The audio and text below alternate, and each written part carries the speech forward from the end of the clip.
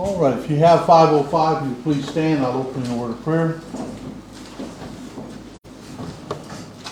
Father, we thank you again for this day. We thank you for each and every one that's here. We ask now, Lord, as we come together around your word, around the preaching and teaching and the lessons you give us, also, dear Lord, that we are going to have our Thanksgiving celebration and that we might focus upon you, for you are the one that gives us every reason to have thanks. Help us, O Lord, as we today begin our services, that our mind will be stayed upon you.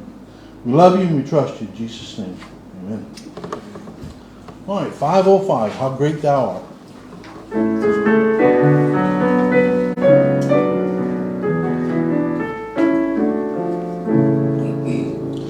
O Lord my God, when I in awesome wonder consider all the works thy hands have made, I see the stars, I hear the mighty thunder, thy power throughout the universe displayed, and sings my soul, my Savior to thee.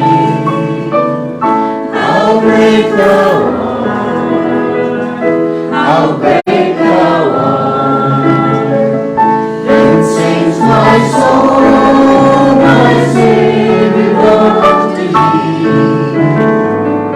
How great thou art, how great thou art.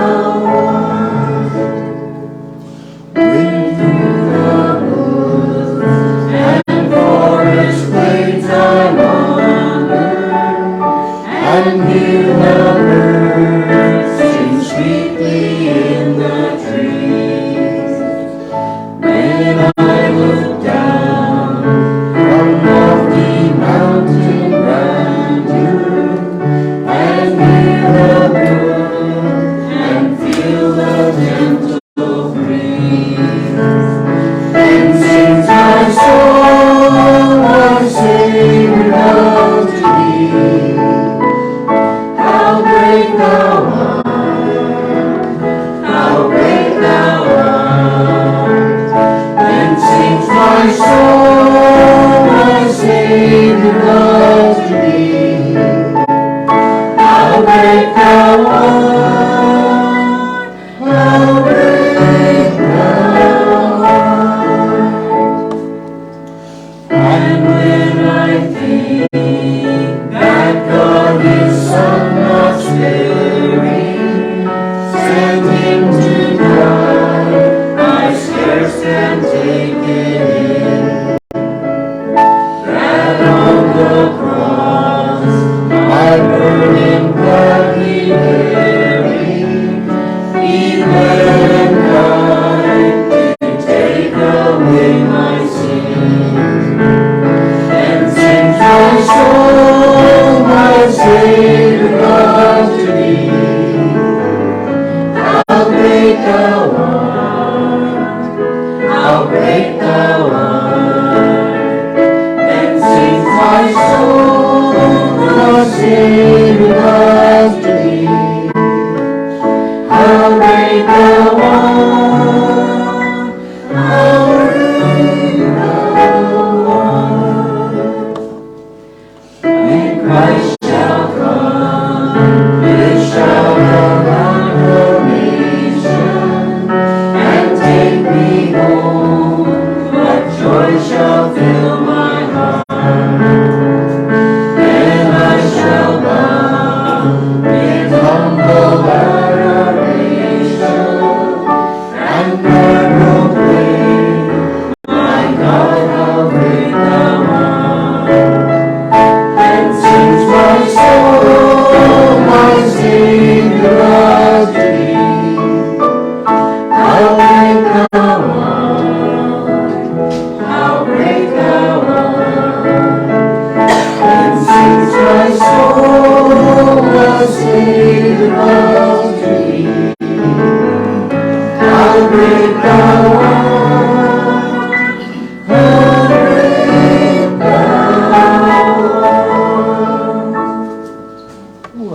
turn back to 184, please. 184.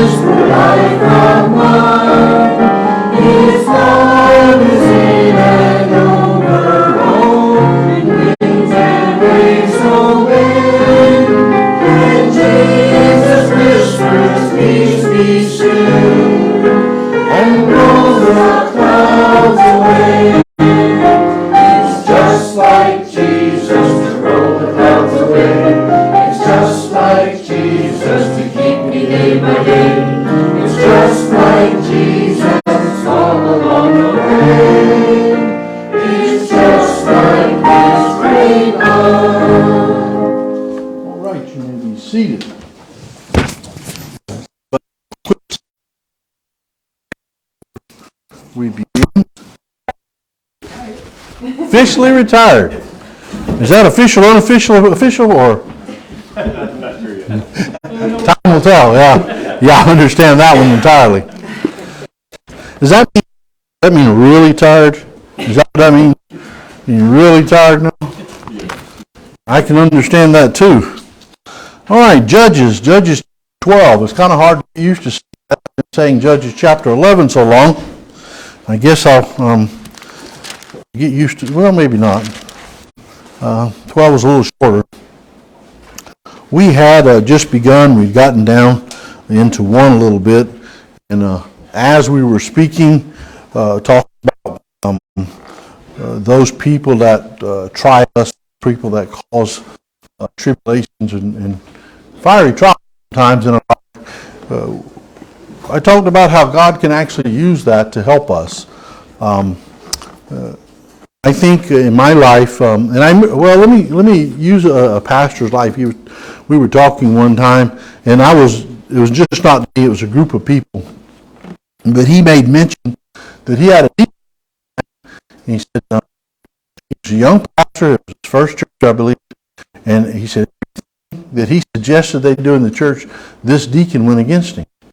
He said, and boy, he felt like that he was pitting the whole church against him. He said, it went on, and after a while, it come to a head, and that deacon told him, he says, I'm not against you, never have been. He said, I just want you to think about what you're mentioning and what you're saying and make sure that's the right path. And I got thinking about that. I said, you know what? Could it be when God allows these things in our life, He's teaching us to do just that? I think we should be very circumspect in making decisions and moves in our life. Be slower and be more sure of our direction. And be sure that it's definitely God directing us. How many of you have ever reacted to a situation? I hope you all put your hands up. Okay. I know I'm not alone on that one. I can remember people I've had, oh boy, how many people have come to tell me how to do this or that, and how many people have criticized and condemned, how many people have wrote me emails and just fried me, and sometimes I would respond real quick. But I learned a lesson, and I don't remember how I learned it, but what I would do, I would write the email, delete it, save it. I used it 5 times. And you know what happened after the 5th time? I never sent it, I deleted them. Patience. Doesn't matter what they say. What matters is what God says. What matters is whether I'm serving God, whether I'm living up to the Word. It doesn't matter what they say. Now, does that mean I just discount everything they say? That would be foolishness. Because everything that's said, there's a teaching moment. There's something to learn. I don't want to be like that. That's worth thinking about. Am I giving that impression? Wait a minute. Am I being too rash? Am I heading the wrong direction? Am I thinking things that you understand? There's balance in that. And so you have to circumspect and slow. Sometimes my wife will walk by the door and I'm just sitting there looking. She goes, "You in a coma?" No. She said, "What you doing?" I said, "I'm thinking." And it depends on what the issue is. Sometimes it's wood, sometimes it's sermons, sometimes it's this or that. I have been surprised at the amount of time. Sometimes you just have to back up and rethink. And just think and rethink. And just pray and ask God, something doesn't seem right. I'm not getting this. I'm not understanding this. Something's wrong here. And be still and know that I am God. Sometimes you just got to back up and just think on the Lord and ask Him for direction. Still my heart. Help me not to respond wrong. All these are part of it. Sometimes I get so impatient. I want this to happen. You know what I have discovered? This is a profound truth. It'll change your life once you get a hold of this. Time doesn't mean as much to God as it does to me. We get in such a hurry to get things accomplished, and God says, wait a minute, be still. Wait. You're too rash, you're too quick. Now, I guess you can wait too long as well, but I've really rarely found that to be a problem with me. I find that I want to move too quick. And time is not an issue. God wants you to form that relationship. He wants you to spend that time so as He leads you, you're listening to Him. And believe me, when you go to toning out this world, when you turn it off, that's a job. Because this world is constantly yelling. God doesn't yell. How does God speak? And He always will be. That still small voice, that voice that's so easy for you to neglect and Look around. The world's blaring. God's still speaking.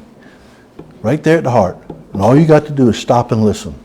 And so, we need to realize, first of all, when we start a direction, that it's God taking. It's not my emotion. It's not my bias.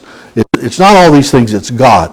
And so we back up, we pray, and we ask God, show me, help me to be sure. Do you believe God will answer your prayers? Well, if you believe that, then it's no problem in backing up and saying, God, reveal this to me.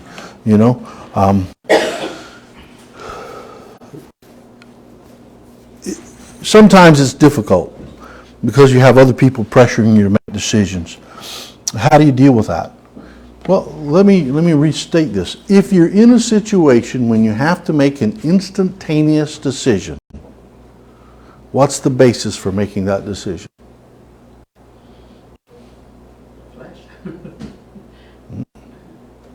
Your prior relationship with God.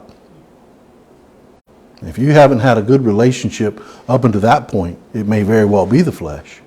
But if you're going to make one, and there are times when you don't have a chance to sit and pray through things, you're going to have to make it. First of all, I run from those if I can.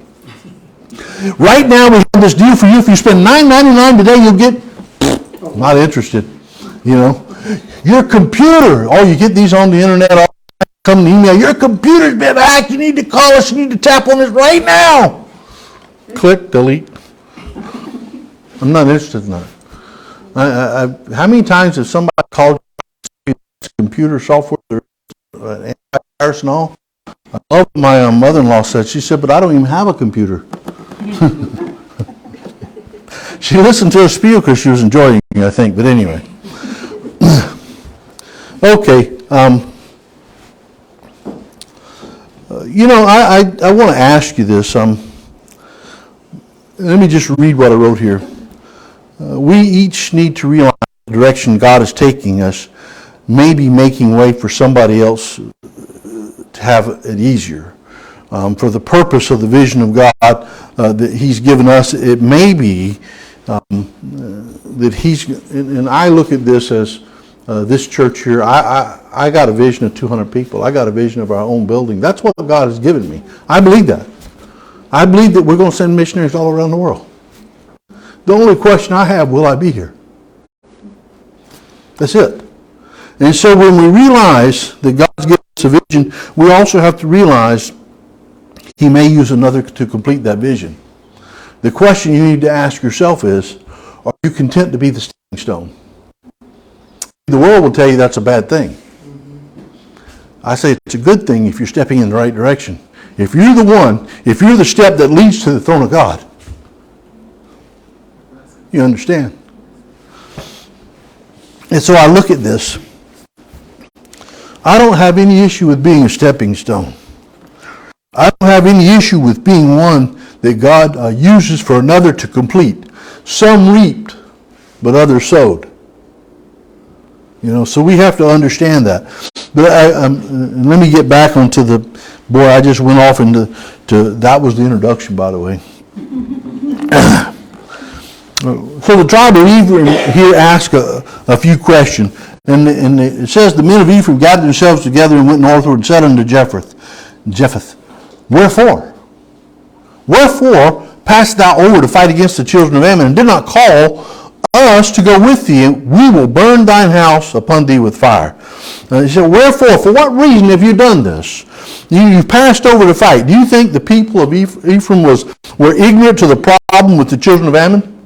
Do you think they did not know? I think they fully well knew. Why weren't they participating? Well, maybe at that point it didn't really directly affect them.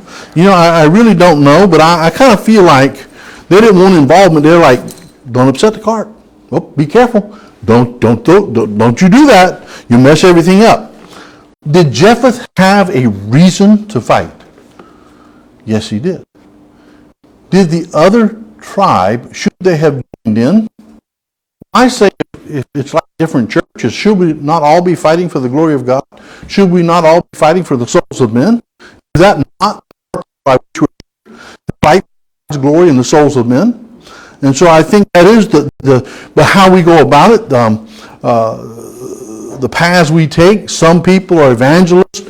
Some people are very good at passing out tracts. Some people are very good at teaching. You understand that everybody has a different gift. Some of us help those to get out there and do it.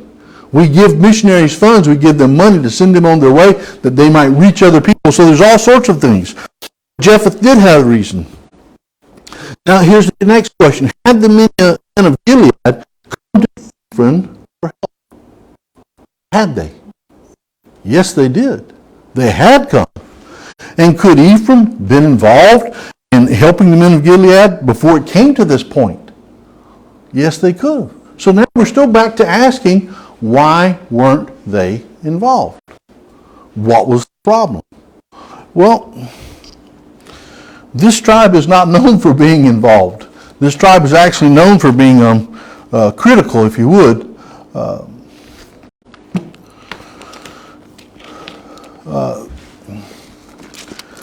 Let's go back to I want to look at this because I'm going somewhere, but anyway. He says, he said, wherefore passed thou over to fight against the children of Ammon? And then the second question, and didst not call us to go with thee? Why did you pass over? Why didn't you call us? So they did call them. So why would they say this? Why would they turn this around and say you didn't call us when they did?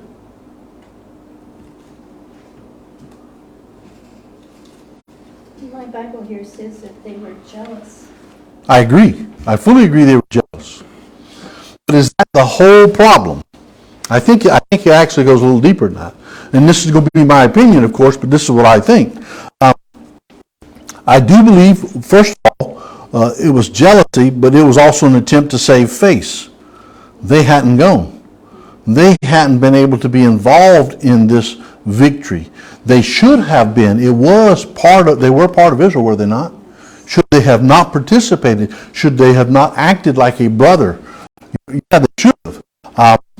But I believe there is a possibility that they're also trying to force Jephthah to concede his authority to them. I'll burn your house down. Why would you do that if you're one of the children of Israel and they just had a great victory over your enemies? Jealousy? Sure. How about authority? What did he say? Look at the first part. He said, wherefore passed over to fight against them, and you didn't call us. You didn't ask us about this. You didn't talk to us about this. There was no negotiation here. It was like they weren't even involved.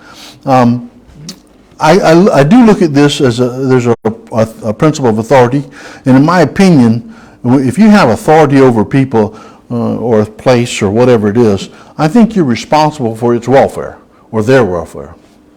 I think the tribe of Ephraim, they were not being considered about the welfare of those whom they claimed they had authority. They were not considered at all.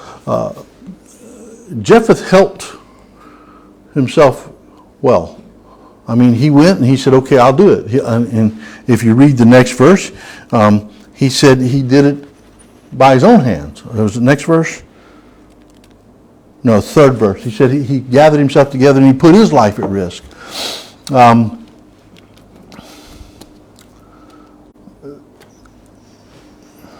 Boy, my mind, I'm sorry, I'm going about 100 miles an hour this morning. It's been busy for me.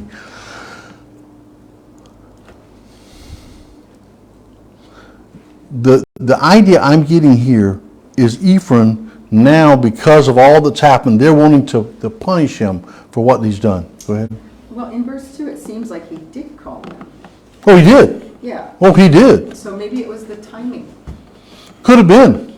Maybe it wasn't when they wanted to be called, right? Maybe they would have been at the end of the battle instead of charging forward or something. And that. Well, I would have a little bit of issue with that, and I'll get into that, because verse 3 defeats that.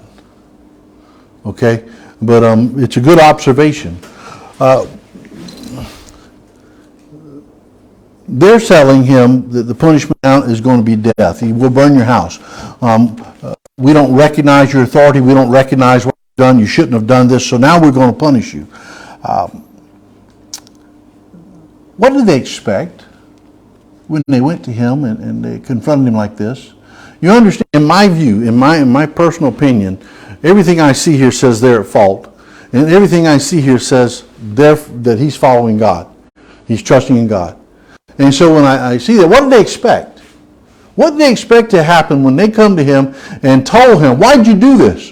What right have you? You should have come and talked to us. We're going to burn your house down. We're going to punish you for the decisions you made. How would you respond? Well, I'll tell you, I would have to fight the flesh at this. It would be very tough for me. I think this was a grave threat, and I think Jephthah understood it as an existential threat of existence. I can't even say the word now. And by this time, those that should have been on his side, those that should have fought with him, are actually fighting against him. There's some interesting things here I think you have to look at. This is typical in Christianity. God calls a person to do something, they go begin to do it, and people fight them. They say, well, you shouldn't be doing that. You shouldn't be doing this. I've told you before, I come to you, Nanaimo, and I had pastors stand up and said, you shouldn't go there. You shouldn't have any part of that. Not any of those pastors that said that asked me, how do you know God's leading you there? Not one. But they all condemned them immediately. My pastor from home, the sending church, he'd come and we drove up and down the island. He said, what do you think about this? How do you think God would have you? And boy, that was, compared to what all the rest of them said, it was a tremendous blessing. You got to understand, things can get rough. There can be a large amount of problems put forth by those who are against you, but that just ensures to me, that tells me I need to be careful. I need to be circumspect. I need to be close to God because I need to make sure that what I'm doing is right. I think these people were trying to make Jephthah cower. I think they were trying to steal his authority. I think they were jealous. I think all those things are true. They were shamefaced. We should have been involved, and yet we weren't. We let them face it alone. They have all the glory and honor and the victory. I have another thought. When they come to him and made this threat, did they think because he had been in the battle he was weak now? Did they think they had the advantage? Understand the audacity of what's going on. This man has just went to battle. He's led a group of people, God's people, in the battle. They have a great victory, and now some other supposedly brethren are coming to him and attacking him and threatening to kill him. Where would you be at that point? Well, I can tell you what. Let's go. Because I've already shed blood. I've already had all this battle, and now I'm being attacked again. I'm still in that adrenaline rush, that threat. Oh boy, you're in trouble now. You shouldn't have done this. And I think in Jephthah's mind, the negotiations are over. I don't think he's thinking about negotiating anymore. But I look at these people and I wonder how they had the courage to deal such things to him. I tell you what I think. This is what I think. I think my opinion is they are blind to the truth. They were not serving God, they were serving their flesh. Because if you are a child of God and you see a victory by other children of God, you don't get jealous. You rejoice. So this is all the flesh. So when you understand, when you're doing something for God and other people are attacking you, they're jealousy or whatever it is, it's not that they're spiritual. It's of the flesh. Because we rejoice with one another.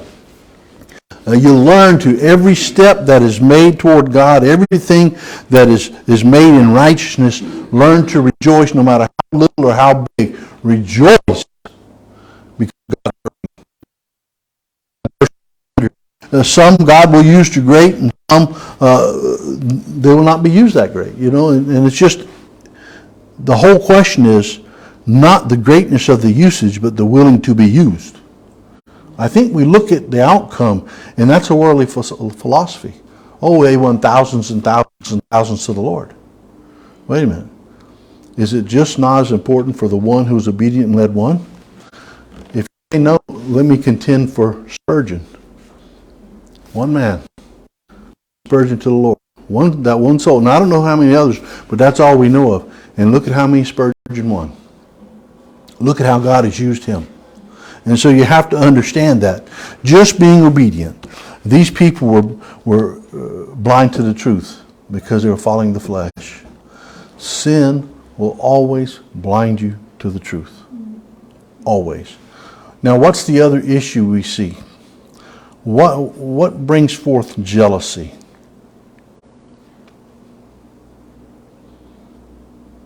Flesh does. Yeah, but why? I'm driving at something. For me, and this is my opinion, my view, and there can be many, okay, but this is what I'm thinking. Well, they had the victory, why not me? I'm blind to that truth. I tend to want to, why not me? Pride. I get jealous because why not me? Why couldn't I have had that? Oh, he's got so much, why couldn't I? It's covetous. But it's pride. I deserve more. It's more. Really? Do we really deserve anything? No, not really. But when we serve God and we're where he wants us and he can use us, we need to learn to be content therewith. Whatever it is, however it is. They were self-righteous. Too much flesh, all I can say, and not enough spirit controlling. We need to be careful, though, when people say these things. Just take them before God and ask him, Lord, is there any truth in this? Is there something in my life I need to remove? Use this as a crucible. Refine me. Bring me forth like gold. And I think God will do that. Anyway, let's go on to the second one. The second verse says, And Jephthah said unto them, I and my people were at great strife with the children of Ammon. And when I called you, ye delivered me not out of their hands. I give you an opportunity, and you didn't take it. I think, like I said before, I think he was finished with negotiations. I believe he saw the need of negotiation with Ammon up until the point. They were worldly tribes. They were in contentions. I think he tried to resolve that. But, and you've heard me say this before, it is hard for me when I have to fight against so-called believers. I have a lot more patience with the unsaved than I do with believers. And that may be a fault. But I think he was having a hard time understanding that as well. Why weren't you there when I needed you? Why weren't you a help in a time of need? And now you're a hindrance. I think there's some validity to that. What excuse does Ephraim have for acting the way they're acting toward him and the men of Gilead? Why would those of kindred spirit not come to help in their day of distress? And we said before, it's just too much of the world. There's too much carnality there. They had no compassion. The children of Ephraim, and if you go back and look, they had no compassion or care for the men of Gilead or for others. It's interesting. They were enduring suffering. They were being impoverished, but yet there were some over there. That's them. That's not us. Where is the compassion? Where is the love for our fellow man? Did you notice when Ephraim got upset? They weren't upset by the being impoverished. They weren't upset by the children of God going through all these things. They were upset when they were free. When they delivered themselves, when they got victory, then they were upset. This whole thing doesn't make sense to me. Why would a child of God be that way? It just doesn't make sense to me. I wrote this little part in here thinking about this, and actually this is very true, but I see this often among church members. There are those that will allow others do all the work, and then they'll be critical of what they do. I see some that will get in their way and try to hinder them from completing something, get in their way of their ministry. I'm like, do you realize how frustrating that gets? Because we want people to work. You want them to be active toward God. We have a saying down south, by the way, that we use. It says, if you can't run with the big dog, stay on the porch. You ever heard that before? It means this. It means if you're not going to get out here and help me, then get out my way. Get up on the porch. If you can't run with us, get on the porch. If you can't help us, get out my way. Don't hinder me. Don't try to stop me. You'll hear that a lot down where I'm from because we hunt with dogs. We hunt deer with dogs, so that's a big thing. It's a common saying.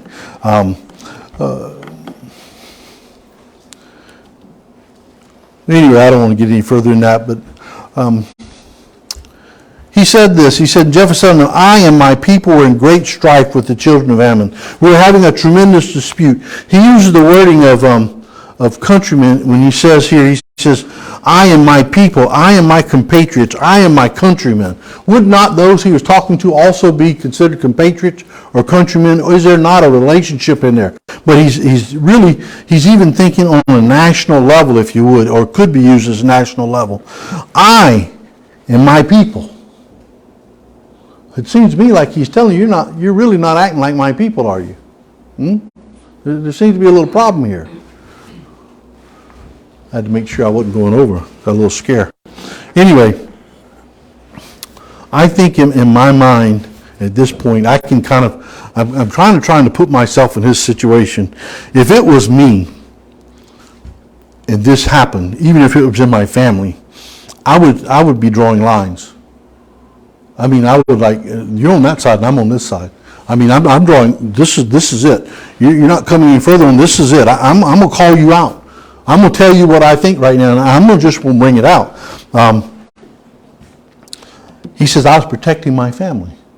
I was watching out for my people. I think, in a way, he's inferring, where were you? I was watching out for me and my people. I was fighting for my family, but where were you? Did you not also have this threat? Was it also not on you? But now I'm enduring most of it, but would it not eventually come back to you? Where were you? When it tells us here, when he says, when I called out to you, it's a direct contradiction to their previous statement when it says, didst not call us to go with thee. Direct contradiction. What he's saying, in fact, he's saying, I cried for help. The idea of this word is it was a plea. He was literally calling out to them for help to aid him in the fight against the children of Ammon. He was expressing in that cry he had a need, and it was a time for them to come and help. He was in anguish, but yet they did not come. Now, they would have understood that, but yet they did not come. No compassion. And now they'd be saying, oh, you're having problems? I didn't know about that. This is news to me. Really? Why didn't you tell us so we could help you? Boy, would that make your blood boil even worse. All right, everybody, get that whetstone and sharpen that stone. I'll tell you what. Yeah, it's the implication really is they're calling him a liar, and let's get into that for a second if we could. Why do people tell lies? They've got something to hide. They got something to hide. Now, give me another reason they tell lies. Make themselves look good. To deceive. You hit everything. Yeah, I think it's the primary purpose here. You understand they're jealous. I think they're shamefaced. They should have been doing. They didn't get to share in the glory. Maybe they were afraid to go. I don't know. But remember, the lie is always a deception. And when I look at this is where my mind goes. It could be totally different, but this is where my mind goes. Their deception, I believe, was to turn opinion or belief away from the truth. And they want to turn that, they want you to believe what they want you to believe. So, their version of events. Why didn't you call us? We helped you. I did call you, but you didn't help me. So see, they're pushing a whole different version of events here. These men had already begun to lie about his actions and communicating the need of the men of Gilead. So I have to ask myself at this point, who was listening to the conversation? Who was privy to that conversation? Were they trying to erode his leadership among his men and those people? You understand, a lot of this comes into play here. Why exactly would they lie? Why would they say these things? If it was just him and them, you can't fool me. I have people do that. I say that. You just said it 5 minutes ago. No, I didn't say that. Yes, you did. Here's what you said. I do have a mind, So why would they have this going on? Well, I think it was a deception. I think they're trying to erode the people's confidence in him. Oh, he's not really a leader. Remember what I told you it's about authority? This is where I get that. I think they're trying to erode the people's confidence in him so he loses authority. You don't have authority just because you say. You have it because the people have confidence in you and are willing to follow you. And now they're trying to turn that to them. That's what I think is happening. That's my opinion. So they attack him after the fact. How would you react to this? I'll tell you how I'm thinking. Alice in Wonderland. Off with their heads. That's what I would think. Wait a minute.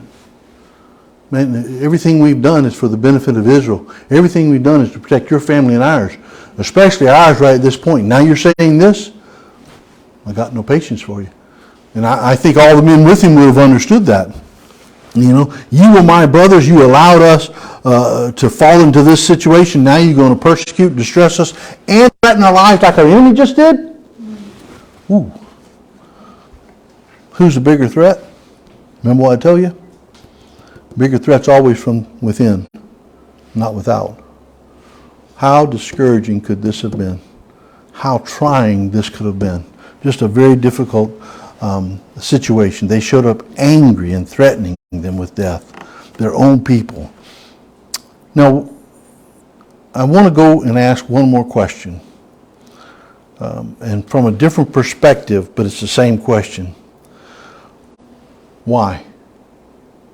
Was there something with the children of Ammon these people valued? They have trade relations. Was there some benefit in their relationship with them that they were no longer willing to follow God's people, God's man? Does that happen in our own lives? So see, I look at my life and I look at what happens today and I say, well, yeah, I see it happening, so it could happen there. People are people. They don't change through time. Cultures change, language change, but people are people. We all have lust of the eyes, lust of the flesh, and the pride of life. We all have that involved in our lives. That's just 3 areas of sin. Everybody, every person has that. And so I put this and I'm like, what's going on?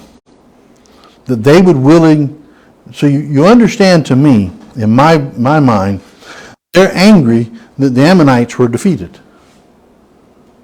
That's what they're angry at. You went to war and defeated them. So what benefit do they lose because of that defeat? It's a good question. Because there's no other reason for them to go against the rest of them. Why? Just this jealousy and all? Anyway, there's a lot there. You can hash all that out. And I can't tell you one way or the other, but as I see this and as I look through there's just, I don't know, there's a lot of things I could, that my mind wants to go to and think through. So now you know why I'm comatose every now and then in the corner. So anyway, my mind runs all these little trails and my wife says, that's not sawdust. Anyway. Anybody got anything to say, any add-ons? We'll go ahead and stop here. I just want to say, you're just reading from today's newspaper. It's politics today is what it is. And Yeah. that's exactly what you're talking about. So People are people. nothing's new under the sun. Exactly. And understanding that, I think that's why we have the Old Testament. We look at the history, and God teaches us by example. And if you notice, as I teach through, my mind always takes the Old Testament, puts it in today. I can't help it. It's just the way I see things. But I see exactly what we are today back then. Yeah, and if you follow the power and the money, you'll get your answer. Sure. Corruption always. Okay? Amen. Anybody else? All right, we are dismissed then. Amen.